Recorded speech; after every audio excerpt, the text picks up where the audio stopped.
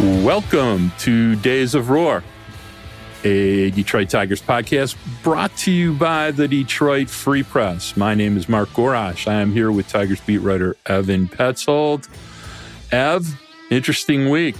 Lost 3, won the final game of the last series, then went to Chicago and basically played a version of the Charlotte Barons for 3 days and swept the White Sox in Chicago. That's a bad baseball team they played, and they should have swept them. We talked about it, last week on the podcast, and the Tigers made us look pretty smart with just how bad they played at home, and then go on the road and they get the job done. Now, I do think a lot of that has to do with the fact that they were playing the Chicago White Sox, but at the same time, they went 3-7 during the 10-game homestand, and they get on the road and they win 3 in a row. They've won 4 games in a row now because they did win that last game at home against the New York Yankees. It's an interesting week of baseball, yeah. But look, the Chicago White Sox are so bad. I haven't seen a game worse than I saw on Saturday. The Tigers won 10-0, and that performance from the White Sox was just pitiful. It was pitiful. It was just sad, up and down. Reese Olson got 1 strikeout and went 7 innings with no runs allowed. He was dominant, but didn't even have his good stuff. He just pitched to contact, and this White Sox team is so swing happy that you throw it somewhere in the zone that you don't even have to try to go for a chase or a swing and miss. Just let him put the ball in play and ground out. It's as easy as that. Reese Olson, again, he goes 7 scoreless and throws 79 pitches. The White Sox never put a runner in scoring position, and any runners that they did put on base, they were ground into double plays immediately after. The Tigers faced, Reese Olson faced 22 batters and he pitched 7 innings. The Tigers as a whole, they were 1 batter over what would have been the minimum, and that was because of a fielding error in the first inning by Andre Lipsius, because those double plays eliminated, the 4 other base runners. So, that's a bad team in Chicago. That's a bad team. It's sad to watch, especially knowing how much talent that they've had, really over the past 3 or 4 years, and the fact that they kind of just pissed it away. That's the disappointing part. They pissed it all away. And what was shocking, and I tweeted this multiple times over the weekend, is it's enough when you're not playing well. But holy smokes, the effort level of the Chicago White Sox. I've seen work crews on the expressway wearing orange, jumpsuits put forth more effort than they did. It was ridiculous. But Mark, that's what I appreciate about the Tigers, though. Say what you want about their roster. Say what you want about Scott Harris. Say what you want about AJ Hinch. Whatever fans want to complain about, you got to give the Tigers credit because they do play. They do play the full game. I know AJ Hinch talks about that all the time in the post games. I know it's really annoying to hear for fans because you're just okay, win more games. Don't tell me that you play, the full game and fight to the end. Fans don't really want to hear that. But at the same time, we did see an example of the Tigers, bring some of that juice and some of that energy in the final game of that series where it's tied 2-2, and in the 7th inning, Torkelson hits the home run, and it was an absolute monster shot. It was a great home run.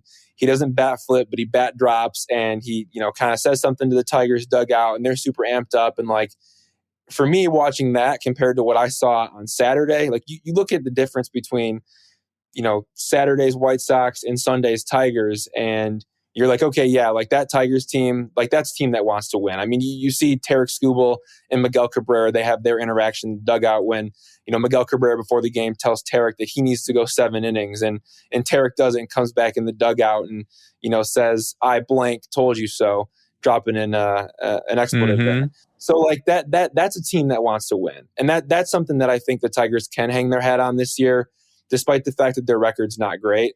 Because, man, it could be so much worse. You go look at the way the White Sox are playing.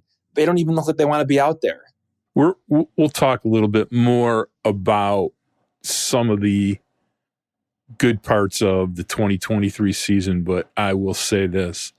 The effort level, the professionalism, what's been demanded of them, and learning how to play 9 innings every day, no matter what, beating up on bad teams, it's a learned trait as a team. And the one thing I can say to you about 2023 is the Tigers are learning their lessons well about how to do all those things. And it's a major step forward in winning a lot more baseball games at some point in time in the future, assuming they add more talent to the pool. And what's also weird, and I think you could explain this a little bit, and I'm not being mean about it, but Miguel Cabrera, obviously, if it's not Albert Pujols, it's Miguel Cabrera, the greatest hitter of this era.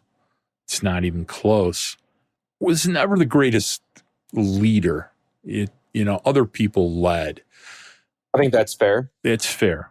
But I will say this, strangely, this in his final year is probably the most active I have ever seen Miguel Cabrera be about teaching the game and teaching kids how to compete and, offering mentorship and leadership in any other season that he's been a Tiger. It's been pretty great. And I think right now we should all give Miguel a hug for how he conducted himself all year, how he's played all year, how he's tried to lead all year, and just the entire experience of one of the greatest players of all time, much less one of the greatest Tigers of all time, has been an absolute pleasure from day one. And there's now less than 25 days left before it's all over.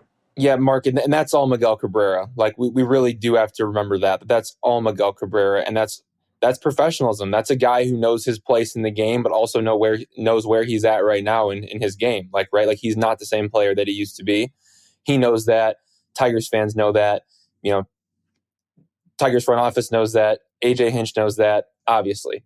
But the way that he's handled it has been the most impressive thing to me to watch from afar. Like that's been special.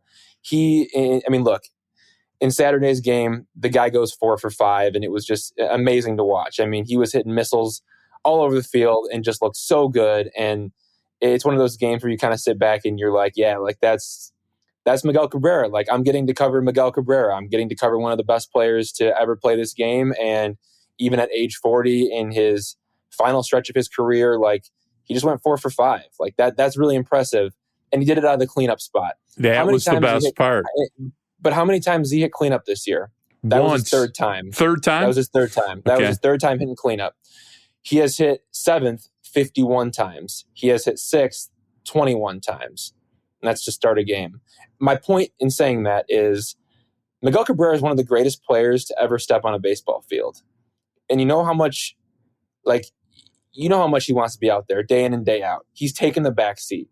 He's allowed AJ Hinch to drop him down in the batting order. He could have been a total pain in AJ Hinch's ass for doing that. He could have been, nope, I want to bat 4th. He could have given up. He could have quit. He could have said, no, like, I don't even want to be here anymore. He is so happy to be playing the game, and he's made it easy on everyone. Like that's the thing that I appreciate the most. There are superstars out there, regardless of their performance, who wouldn't accept that. They wouldn't take that.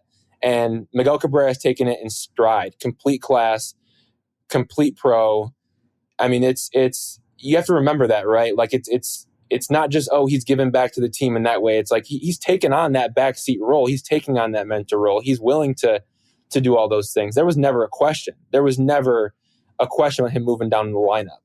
And like, for a guy that's as good as that is, I mean, this is a guy who that's 500 home runs. That's 600 doubles. Hits. That's 600 doubles. Like that's a guy he just passed George Brett on the all-time hits list. Like, think about that for a second. And to do it the way that he's done it, especially the way that he's done it in this, last, 3 seasons of his career, just brilliant. Just brilliant. The Tigers have also added players around him. They've added Kerry Carpenter. They've added Riley Greene. They've added Spencer Torkelson. And I think, looking back at it from afar, that was the thing. Like, I think Miguel Cabrera said, look, if this lineup can be better, I got no problems moving down. And you know what? The lineup is, again, I know the results aren't always all there, and they're not all there in the standings right now, but they do have better players than they had in 2020. There's no doubt about that. Thank God. And he's moved down the lineup. He's done it graciously. I respect him for that. And I think all Tigers fans should. Being 67 years old, and I saw Al Kaline play. I saw Al Kaline play as a child when he was great. But I have no problem saying that Miguel Cabrera is the greatest Tiger player I have ever seen, and I'll be really blunt about it. I mean, Al Kaline was a really great hitter, but he was not Miguel Cabrera. Miguel Cabrera, from 2008 to 2014 was something I've never seen before. So, and may never see again. So, hat tip to Miggy from both of us, something we may never see again. And there's, 42 years between our ages. And I hope that you get to see something that's like it, but it wouldn't surprise me if you didn't. So you mentioned the name Riley Greene. Before we get to the big two, Riley injured himself again on a dive. A lot of people are really upset about it. Don't think you're going to get Riley Greene to stop diving, but it's not good that he keeps hurting himself. And I brought up a name that really makes me worry because he was a crazy great player and reminds me quite a bit of Riley is Grady Sizemore. Riley I got to stop you right there. It's funny because I saw your tweet about Grady Sizemore, and I'm not even going to lie to you, Mark. It was an hour before you tweeted that. I had somebody text me Grady Sizemore. You're spot on, man. I mean, it's somebody in the industry who knows, who has been around, like spot on comp right there. And I got that text before. I wasn't going to use it in a story. I wasn't even going to really talk about it. And I knew you were going to bring it up. And I wanted to make the point, like, I got that text too. So like, it's not just you that kind of sees that, right? Like, there's other people in the game that are evaluating the situation and saying, kind of gives me Grady Sizemore vibes. I mean, Grady was a dude. I mean, just a flat out 5-tool, take no prisoners, change the game so many ways, dude. And he just kept getting hurt.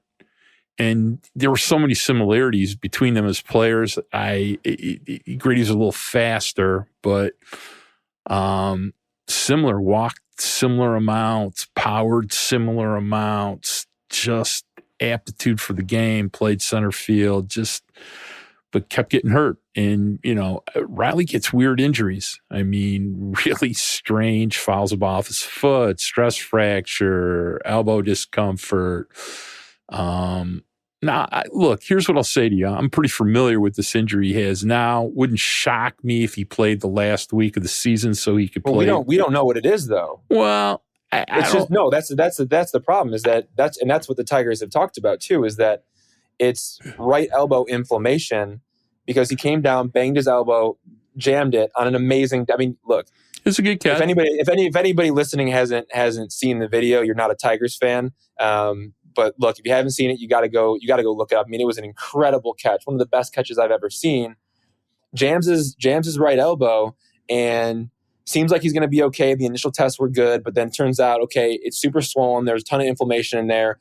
They got to wait for the swelling to subside before they can really go in there and do another MRI. And the question then becomes, is it something with the bone? Is it a ligament? Like those are questions that we don't have the answers to yet. I'm sure the Tigers might have an idea of what that is. And the way that everything was handled, you get that gut feeling, hey, this guy's going to be done for the year. That's the gut feeling that I got. Now, that's not official yet. The Tigers haven't said that, but it doesn't feel good. Like the situation just feels, it just feels like an out for the year kind of thing, as opposed to, we'll get him back. I mean, Mark, he's going to have to wait 7 to 10 days from the time of, the first MRI, which was the day after the game. So that was on Saturday morning, went to get the MRI. You got to wait 7 to 10 days to get that follow-up MRI. And by that point, you're going to have to go on a rehab assignment. They're not just going to bring him back to the big leagues. Like he's going to have to rehab it, get back to the big leagues, make sure he has full comfort of it. What's even the point of playing at the end of the year if he can? Secondly, it's just right elbow inflammation. Like that could be anything at this point. They need to get in there and they need to do another exam to see what it's going to be. That's scary. Yeah, you can get swelling down. Especially now that he's home, they have lots of ways to get swelling down. And if it's a bone bruise, he's probably out for the year. I would really think the kid was snake bit if it's something more dramatic than that, like a UCL tear or something, which I don't even want to say. I wouldn't foresee that, but again, like there are also other ligaments in that area where kids hyperextended it. There's a lot of things he could have done doing that, but right. I just think that he would like to play in a couple of games with Miguel before he retires, especially that weekend. So I'm holding out hope that they can rehab it, get the swelling out of there. Maybe doesn't need a rehab assignment. And, he had just come out. Here's what I'm going to say to that. Don't hold your breath on that. Yeah, is what I think. I know. And usually I'm the pessimist between the two of us, but I'm holding out a little hope for something good for Riley. Get a few swings in, get a game or two in before the year's over. That last week is like you're playing games with your luggage packed in your locker, just racing to get the season over so it could be done with, unless you're good. So I'm hoping, though, that last weekend for sure should be both unbelievably fun and unbelievably sad at the same time. So I wanted to put a couple things on the show sheet that I just wanted to go over that I just thought were quite amazing before we hit the big two, which were, how about 34-34 on the road, 28-15 versus the AL Central, 24-24 in the second half, all weirdly kind of decent signs about progressing to being good. And then you look at the last big number that I calculated, which was we're 35-59, a 372 winning percentage against everybody else outside of the AL Central.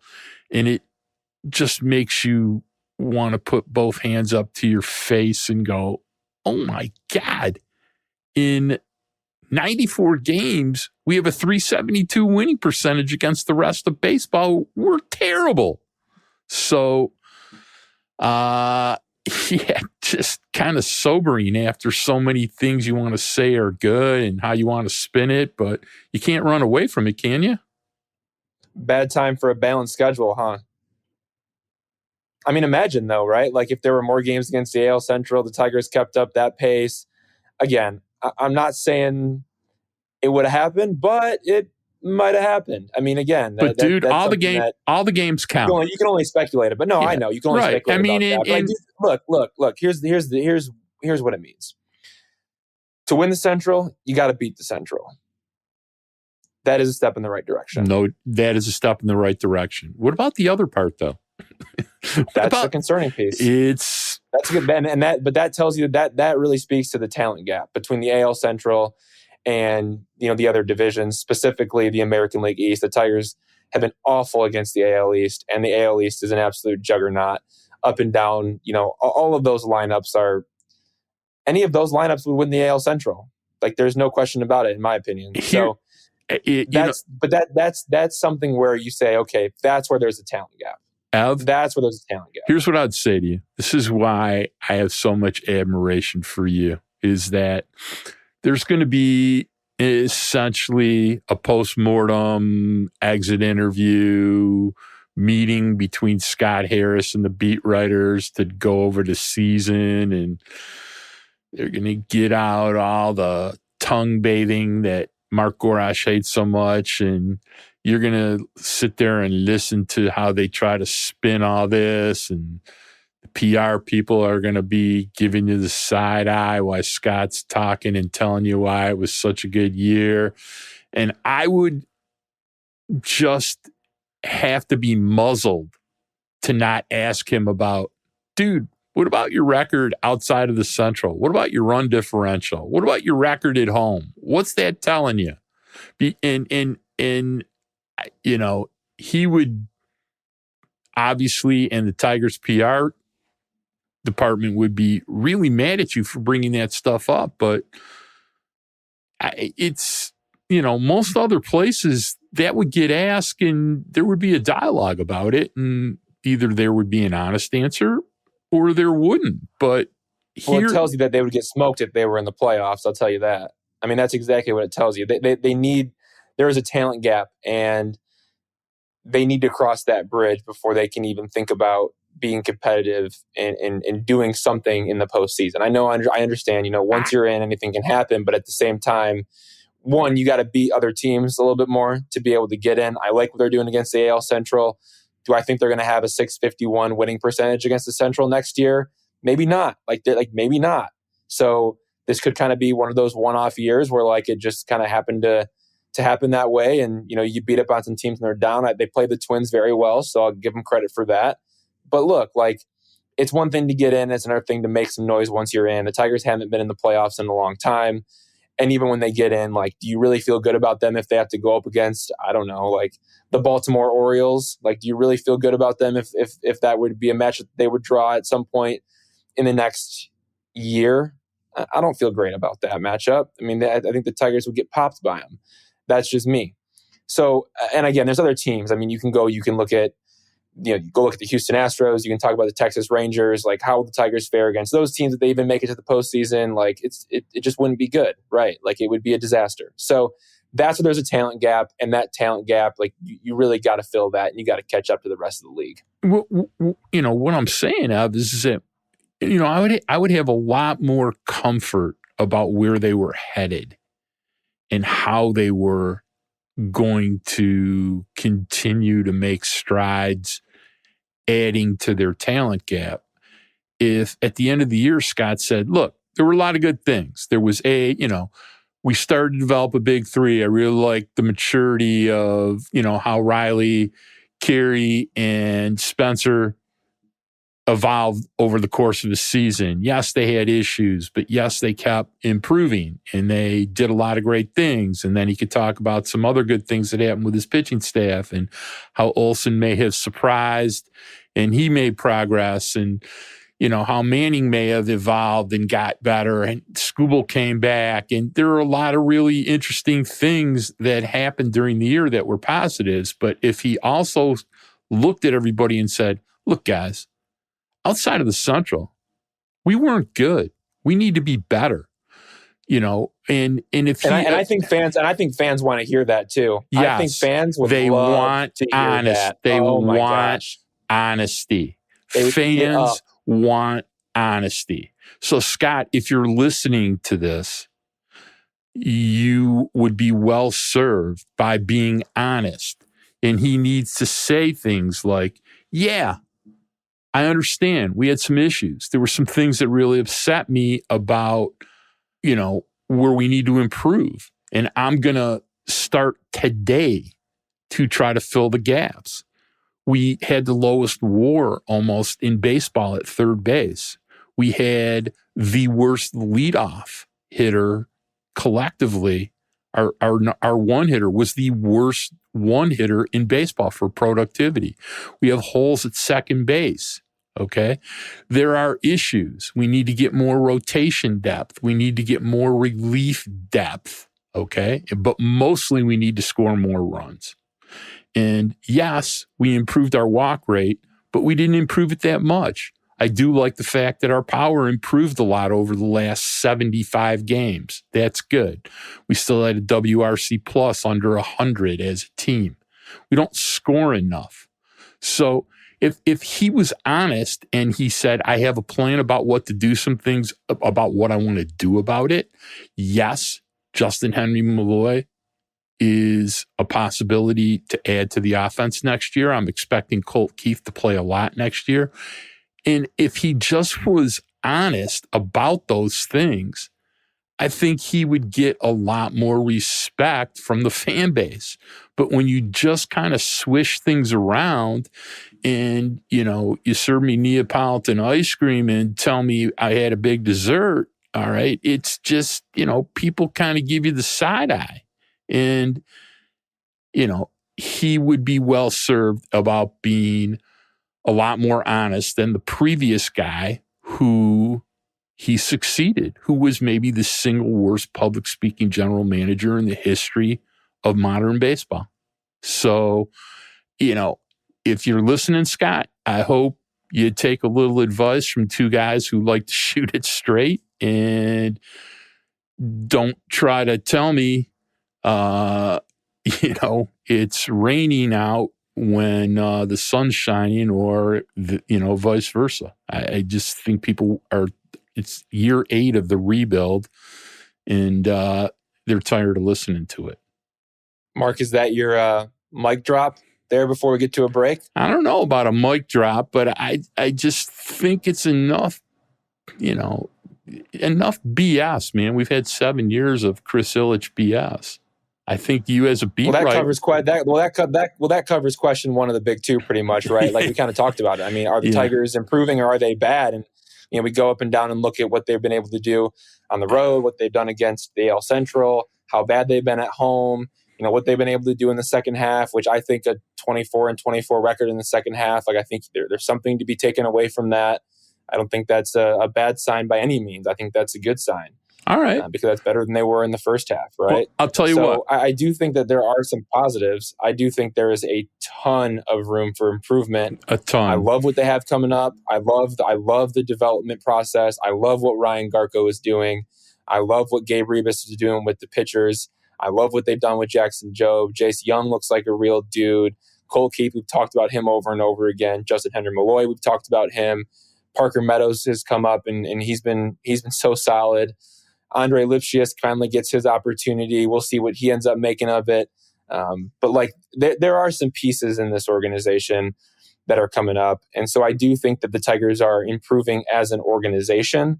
I also think they're improving a little bit in the big leagues, but I think if you look a little bit deeper and you see what they're doing in the minor leagues with some of the guys coming up. Now, again, you got to do it in the big leagues. Like nothing really matters unless you do it in the big leagues. But the fact that they do have some promise coming up, and it does feel like it's not just like, oh, it's the big 3. It's Mize, Manning and Skubal, or oh, it's Riley Greene and Spencer Torkelson. Like we can go off and we can name 5 or 6 different dudes who we're pretty pumped about to see in Detroit. Wencel Perez is on that list as well. I'm very excited to see him.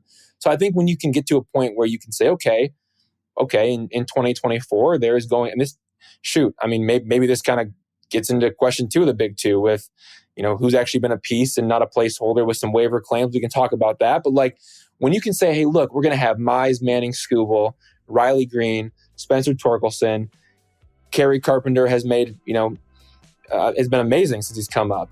And then we got so much coming. It's a good sign. All right, look, we're going to have more discussion about exactly what you just brought up. But first, we're going to take a break.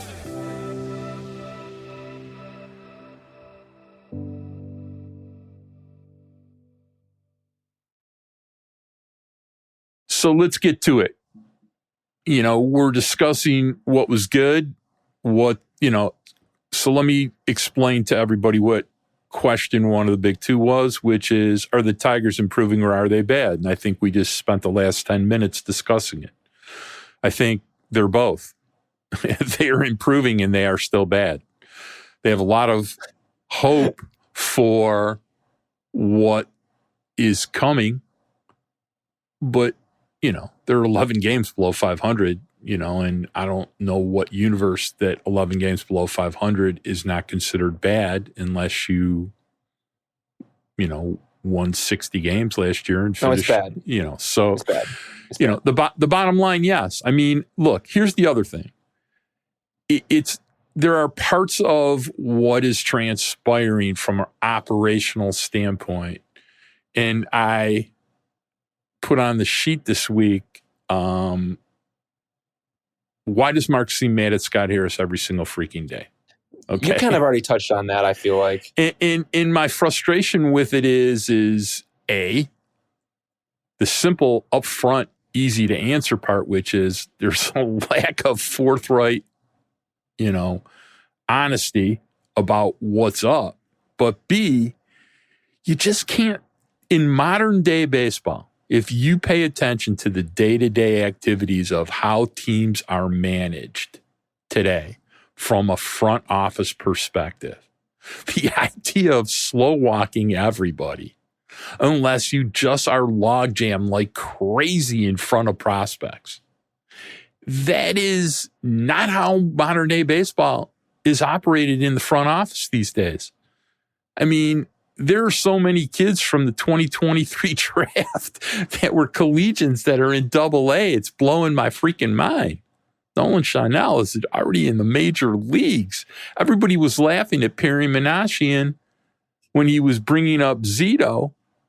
And now look, and first of all, Perry's done a pretty damn good job with a terrible owner and what was a terrible, antiquated, talentless team besides his main 2 or 3 guys and a guy named Anthony Rendon who's played 9 games in 4 years and made $135 million.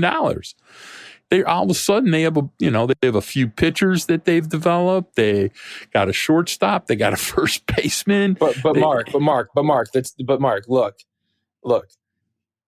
There's a big difference between where the Tigers were at, say, 2 weeks ago, and where the Angels were at, say, 2 weeks ago, right? Like the Tigers, to your point, are 11 games under 500.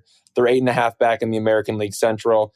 If the Tigers were even in Cleveland's position right now, maybe a little bit ahead of that. I mean, or if they were in Minnesota's position, and they felt like, hey, we're going to go to the postseason. Do you think that Justin Henry Malloy would be on the Tigers right now? Do you think that Colt Keith would be with the Tigers right now? Because part of me, I hope that they would be. I guess that's where I'm at, is I hope that they would be. I can understand the situation of you're not in contention, you're not competing for anything. I understand. I get the frustration on your end, but my point is they're not competing for anything. I get the slow walk frustration, but they're not in the mix. Now, if they would be where the Twins are at right now and they're leading the division and they're gearing up for a playoff run and they're going to need some dudes to actually make some noise in the playoffs, it's a totally different story. I think you couldn't not call up those guys. I mean, the heat that you would take for not doing it would just be, it would be unbearable. So I think the situation is different because of where the Tigers are at right now. Look, I'm not saying I agree with it. Look, I do believe in giving guys a taste and giving guys opportunity. And I do think that those are 2 guys that have absolutely raked in Toledo. Malloy specifically has been there all year. I mean, he should be in the big leagues, but it's just a reality of the situation with where the Tigers are at right now. They're not a competitive team. I think that's meaningless. I mean, full disclosure, Evan and I had somewhat similar of a discussion the other night between the two of us, okay? And we come from totally different places about this, and I thought it was a great idea to have this discussion this week because we come from such different places. So my answer to you about this is, let me ask you a different way. How much different is AAA baseball, especially for hitters? Well, for anybody, for pitchers too. The pitching is way more advanced than the big leagues. But how much different is AAA baseball than playing in the major leagues? I think there's a significant gap, especially for hitters. I think there's a bigger gap between AAA and the major leagues than there is between complex baseball and AAA. That's how big I think the difference is. It's a huge jump. I think it's massive. And I think it's... Mark, look. There's no Garrett Coles in AAA. Psh, dude, it some of the worst major league players dominate in AAA, just to give you an idea, okay? My point about it is that there are very, very, very few players that don't go through a huge adjustment period between AAA and the major leagues because, you might have a day, you might have a week, but day after day after day after day after day after day after day of the execution level of Major League Baseball, it starts wearing on you, and small slumps become big slumps, and pitchers keep locating, and the level of spin is much bigger, and the fastballs are faster, and the defense is better, and the positioning is better, and it just, you can never get off the merry-go-round when things are going wrong. And you need the exposure to those things to not let it overwhelm you. So all I think they're doing right now, when you're not playing Colt Keith at third base and you're playing Matt Vierling with a 520 OPS, who's not going to play there next year, who has 0 home runs in his last 230 at-bats, instead of Colt Keith at third, letting him play terrible defense, Nick Castellanos caliber third base, letting him get exposed to what is going to obviously happen next year in April when he is the third baseman. Why are we wasting the time? Malloy, maybe slightly different. Not sure where he's going to play. Good chance he's the DH. The other, and you know what, Mark, maybe he's a top 100 prospect when the season starts next year. Could be. I get it. And everybody wants the lotto ticket draft choice that they're going to get, and that's nice, and I get it. But to be really honest with you, at the end of the day, I'd much rather have them getting at bats in the major leagues, learning how to contribute next year, because I spend $5 every single time I am at the grocery store. In Meijer, if you'd like to sponsor the podcast for Gannett, we are happy to do that because I shop at Meijer. I love shopping at Meijer, crazy as it is. And I buy, whoever has the bigger jackpot, that's a $3 ticket. Whoever's got the smaller jackpot, that's a $2 ticket. And I buy lottery tickets. But Rookie of the Year is a lottery ticket.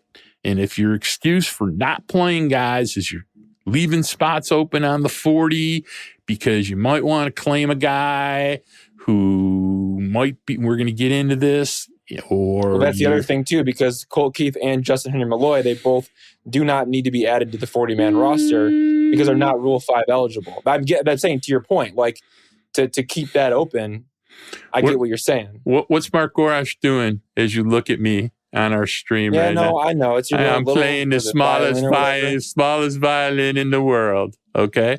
Look, dude. There's just I'm just saying there's your just point, so our listeners can understand this situation, right? Like a guy like I understand that it doesn't look, I understand you're not pleased to hear that, and I understand why. But my point is like, there are other guys that need to be added to the 40-man to protect from Rule 5 eligibility. They don't have to do that with those two guys, so maybe they feel a little better about waiting it out, keeping those spots open on the 40. Maybe they can make some more waiver claims in the offseason. Look, I understand. The talent level is there. The Tigers have repeatedly said that they want Colt Keith and Justin Henry Malloy to work on defense and base running. And the bat is pretty much there. Yeah. Well, listen, if I didn't have such respect defense for our sports editor, Kirkland Crawford, who I have promised that I would not use the endless streams of profanity that I normally use, okay? I would be spewing so many words of profanity in this discussion right now, okay, over this specific part of the discussion. You have a team that's 11 below 500. You've been losing for 8 damn years. And you are telling me you are concerned about 40-man roster space when you have Blair Calvo on your 40-man? Get out of here. Blair Calvo was DFA'd. Yeah. Thanks a lot. 90 days of Blair Calvo on the 40-man was really a good use of space. Hey, he had an 8.88 ERA in Toledo. Yeah. These are the things when I again said, why is Mark blowing up Scott Harris every freaking day? Okay. My answer to you is this is the kind of stuff. It ends in ERY and it starts with an F. And if you want to know what I mean, just check my feed. I use the word many times. Okay. Calm down. And dude, play the guys who are going to play. It's not a mystery who's going to play next year, okay? It's not. I mean, Mark, we literally went through the roster and what it could look like in September 2024. That's if the Tigers allow Jace Young to be promoted to the big leagues by that point. Not sure if they'll, follow the same path as. I mean, he might follow the same path as Malloy and Keith. But look, regardless, you go look at that lineup and what it could look like on opening day. Jake Rogers at catcher, Spencer Torkelson at first base, Javier Baez at shortstop, Cole Keith at third base, Riley Greene in left field, Parker Meadows in center field, some variation of Kerry Carpenter and Justin Henry Malloy at right field and designated hitter. On the bench, you probably got Carson Kelly as your backup catcher. You carry Matt Vierling. He can do a little bit of both. And one of the 13 utility players that they have. And Wenzel Perez, and then Ryan Kreidler. Right, Ryan Kreidler or Zach McKinstry, or take your pick, whoever. And right?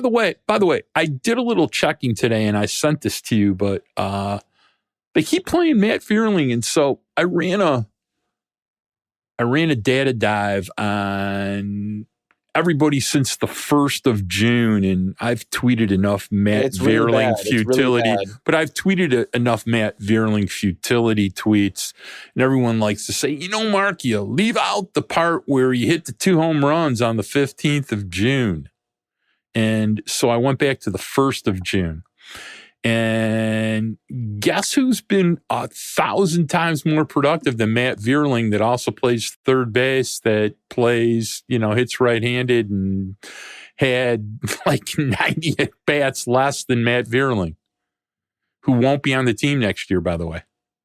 Andy Ibanez. Andy Ibanez has been way more productive than Matt Vierling, both in WAR and homers and OPS and even the underlying numbers. Like when the Tigers acquired Matt Vierling, there was a lot of excitement over the fact that maybe they can finally get him to tap into that power. You go and you looked at the hard hit rate from 2022. The hard hit rate was up. Like the sweet spot percentage was pretty good. He didn't swing and miss very much. Expected batting average was high. You go look at what those percentile rankings are now. It's just not the same. I mean, the expected batting average is still pretty good, but look, the average exit velocity is terrible. The barrel rate is terrible. The hard hit rate is pretty much just average. The sweet spot rate is terrible. Still doesn't whiff very much, which you appreciate. But it's all those things the Tigers hope to untap. When you have less power than Jose Iglesias, it's never a good thing. Okay. But that's why the Tigers acquired Matt Vierling, was because, hey, look, there's untapped potential here. We see the underlying metrics, and we think we can get more out of them. That hasn't happened. Yeah. Okay. I have brought this up many, many times. You do remember who told you that he thought Matt Vierling was never going to really hit for much power and couldn't pull the baseball. You remember who told you that, right? Yeah, and you remember who told you that Nick Maton wasn't going to be able to hit a breaking ball to save his life and couldn't hit pitches at the bottom of the zone? Just goes to show you that days of roar, baseball analysts.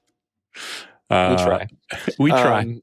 Yeah. It's, my point is it just seems a little strange to me that Scott Harris acquired players, their leash is like 10,000 feet, and other players have no leash. So, some other players have no opportunity because, again, this is out of the organization's mouth, right? Like they need Keith and Malloy to work on their base running and their defense. They need them to be complete in all facets of the game. Yeah, I'm going to come down there if they'll let me, and for free. I'm going to run around the bases with Cole Keith. I'm going to hold his hand and yell at him the whole time. And I also am going to Alfredo Amezaga, and I'm going to stand in the first base coaching box with him yelling, "Get back." And I'm going to practice all kinds of that stuff with him. The part that I don't think I need to practice too much with him is when he steps in hitting in the 3-hole. With his 955 OPS in AAA and 24 Jimmy Jacks this year to every part of the field, okay? That part I don't think he needs my help on, but I'm happy to come down there and give him a little Gorash base running lesson and if they'll bring him up, because that's just the biggest bunch of nonsense I've, heard in a long time. I also wanted to address something this endless shuffle of picking up players on the waiver wire. It's been a year. I don't hate it. I don't hate it. Like I understand why you dislike the bottom of the barrel type guys, but like again, if that's not happening, if that's not going on, the Tigers never end up with Tyler Holton. I think Carson Kelly, even though he wasn't a waiver claim, they signed him. I think he kind of falls into a similar boat. And I think that was a great example of Scott Harris using his creativity to be able to, leverage himself into a backup catcher for 2024. I think that was a really good move. You go out and you're able to pick up a guy like Andy Ibanez off waivers. That happened. That was real. And so Andy Ibanez, as much as it's been up and down, as much as he's probably not a long-term, he's definitely not a long-term piece. Like it was still a worthwhile pickup for the 2023 season. I understand. No, I understand what you're saying. I get your frustration with that. I understand why it's boring and annoying, but still, when you hit on Tyler Holton, when you're able to pick up a backup catcher like Carson Kelly, who I think could actually be pretty decent in that backup spot behind Jake, and then you're also able to add somebody in Andy Ibanez who can actually play, meaningful games for you and make an impact and show a little bit of pop here and there, plays pretty clean defense. Like there's something that I hate about Andy Ibanez, right? There's something that I like Andy Ibanez. I wonder why he's not playing more than Matt. I wonder why he doesn't play more than Matt Vierling. But Zach McKinstry in a trade, that's not a waiver claim, it's a trade. But again, it's kind of another one of those, last guy on the roster type moves. And I know it's not the 40-man. That was the 26-man, a little bit different. But still, that is another move that was like, well, why'd they make that move? And, you see some positive things from Zach McKinstry. We saw a great May. Look, he's starting to walk a little bit more recently. I do see some of the value in doing that. The obsession over it, that can be kind of... look, they claimed to get off waivers and then DFA'd him before he got to Toledo recently. So I get that frustration. Every team claims players off waivers. Every single one. No matter. I don't know about it this right. I'm just saying every single team in Major League Baseball, from the Dodgers going backwards, claims players off of waivers. No team is as obsessed about claiming terrible players off of waivers like the Detroit Tigers. There's a line crossed here. And I have praised how Tyler Holton is a freaking revelation. He's like a magic trick out there. But between, after Tyler Holton, there's been an awful lot of brain power expended on waiver pickups. And what do they have to show for it? Carson Kelly, any shrewd team that needed a catcher that had the capacity to offer playing time and adequate money in 2024 should have been all over at least giving him the 60 at-bats he's going to get. He's shown that he is a major league caliber catcher. Is he a starting catcher? Not sure yet. Once was thought to be almost a lock starting catcher. But he's done some pretty damn good things. He seems like he knows how to play the game and he knows how to handle pitchers. I think that he's been damn good, and I've tweeted that. I think he has more in the tank as a hitter, but in general, very professional so far. Would you not agree that's a fair way to explain him or not?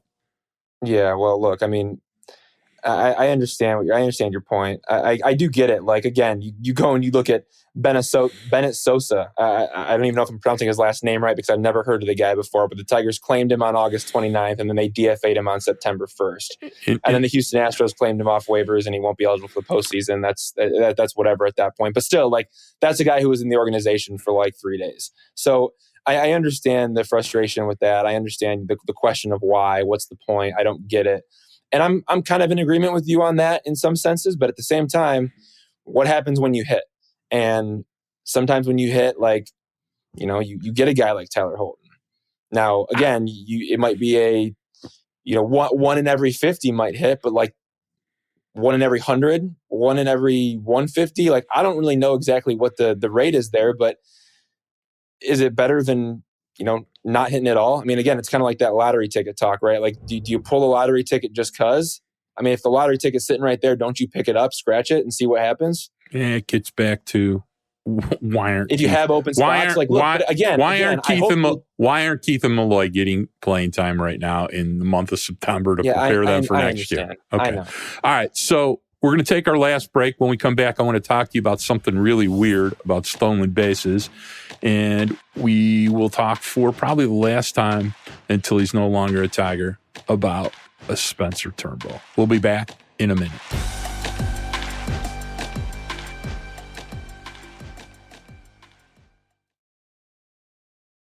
I was noticing in these last two series that all of a sudden that the Detroit Tigers are stealing bases like they're going out of style.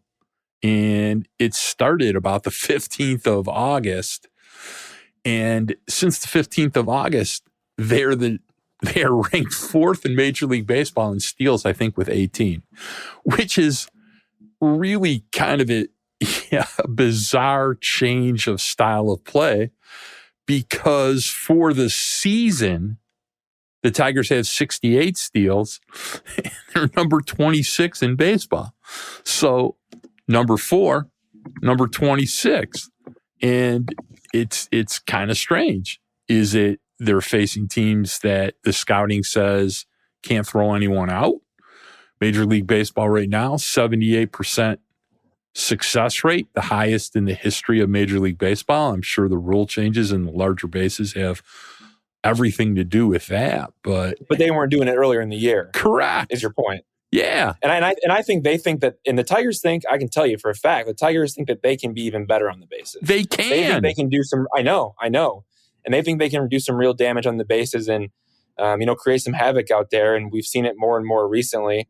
I really loved, there was a game against the Yankees in the recent homestand the Tigers played, and the Yankees ran all over them. There were a couple uncontested stolen bases and just some miscues where the Tigers weren't able to convert. The Yankees moved up some free runners. And, a lot of those ended up, driving in runs. And that was, part of the reason why the Tigers lost one of those games there. They lost 3 of the 3 games in the series, but one of them was because, they really struggled to control the running game. And A.J. Hinch was not very happy about that. And the Tigers turned around and the very next day, controlled the running game, and then they won. I think it was that 2-6 loss that they had. I think that would have been on Wednesday. And then they won Thursday's game 4-2, and they did a great job of controlling the running game and then also running on the Yankees as well and taking their lunch money in that way. And so it's definitely been a point of emphasis, throughout August and here as we get into September. I think we're only going to see more of it. I think they're going to continue to get faster. They're going to get smarter on the bases. These guys, and that's, again, is that not a product of, is that not a product of guys developing at the big league level? Like it's so much more than just, are you fast? Like, dude, are you fast is not enough to steal bases. Do you know who straight stole second base 3 times in the last 10 days? Kerry Bonds. Carpenter stealing 3 bases in the last 10 days. But that's guys developing. That's guys developing at the big league level. Like Kerry Carpenter is somebody who, again, the Tigers called him up and they could have made the case that he needed more time to work on his defense and base running in AAA, but they decided to call him up last season when they did because of his bat. And he's a guy that maybe just, he's finally getting around to developing on the bases at this level, knowing, hey, when can I run on guys? When can I take advantage of them? He's not very fast, but again, it's more than just being fast. Like being fast is not what it takes to steal bases. I mean, that's just the fact of the matter. Dude, at the major league level, and Kirk Gibson's great at explaining this. There's a lot of stuff that Kirk Gibson's great at explaining. I wish they had a play-by-play announcer. Mark, real quick, how many stolen bases does Matt Vierling have? He's fast. He has 5 stolen bases. And how many times has he been caught? Yeah, that's 6. That's enough. That's enough Matt Vierling talk. It just. But that's my point, though. Is just being fast isn't enough. But what I'm saying to you, at the major league level, and Gibby has gone over this many, many times. He was really good about it when he managed Arizona. It's a math problem, dude. You understand how far you need to get off, what your time to second's going to be if you get any kind of jump, and how quickly the catcher can deliver the ball, how quickly, the pitcher delivers and the catcher can get it down to second base in pop time. You're going to, it's just math. And that's A.J. Hinch, that's advanced scouting, and that's delivering that to the players, getting them to buy in and trust it, and to trust it. And what I'm bringing up is somehow in the last 3 weeks, they've integrated that into their offense. And it's made a huge difference. It's weird. It's something people may not have noticed, but it's pretty noticeable now. So kudos to them. They need everything they can to improve their offensive productivity.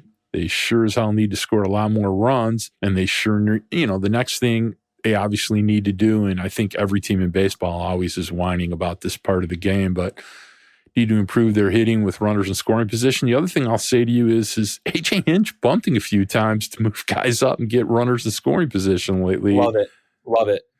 And especially guys like Zach Short. And, look, I want to tell you something. I hat tip to Zach. Zach played his ass off this year. It's going to be hard to dislodge him as a utility player. He's a gamer. He has a lot of limitations as a player. But, if it turns out that he's back in Toledo next year, he got a year of major league service time. You get paid really, really well to be a major leaguer now. Minimum is, I think, $760,000, and you get per diem. So he's been grinding away for a really long time in the minor leagues, and I'm glad he got to make a couple of bucks. A and B, he did a lot of great things this year. I mean, he still has obviously a lot of shortcomings as a player, but he's done a lot of good stuff, and kudos to him. So, all right, well, we're getting pretty deep in the podcast, and I want everybody, first of all, I want to say something. There's a friend of mine who's a pretty famous Tiger fan. People know him on Twitter. His name's Tiger Mike, and he's a pretty good buddy of mine. In fact, at the Ohtani game, we sat together behind the plate. A lot of people know him. He had an accident yesterday. He was at the park with his dog, and he has a pretty big dog, and the dog wanted to sprint after another dog, and when it was all over, he had a broken hip. Seriously. So he was DMing me from the hospital last night at like 1 o'clock in the morning, and he had a fractured hip, and he had surgery this morning, and it's a pretty serious injury. He's laid up, and I'm sure you want to wish him the same.